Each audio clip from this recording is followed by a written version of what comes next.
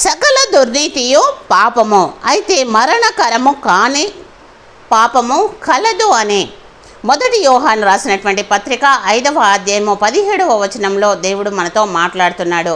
వాక్యమైనటువంటి దేవుడు వాక్యము ద్వారా మనతో మాట్లాడుతున్నాడు. సకల దుర్నీతియు పాపము అని ప్రతి విధమైనటువంటి దుర్మార్గము పాపము అని దేవుని యొక్క వాక్యము సెలవిస్తుంది. పాపము కానీ మరణానికి దారి తీయని పాపము కూడా ఉంది అని దేవుని యొక్క వాక్యము సెలవిస్తుంది. పాపాలు అని ఇక్కడ వివరిస్తుంది దేవుని యొక్క వాక్యము. మరణానికి దారి తీసేవి, అదేవిధంగా మరణానికి దారి తీయనివి, 2 రకాలైనటువంటి పాపాలు ఉన్నాయని దేవుని యొక్క వాక్యము సెలవిస్తుంది. సకల దుర్నీతి పాపం అనే వాక్యము సెలవిస్తుంది కనుక పాపము చేయకుండా జీవిద్దాము గాక. ఆమేన్.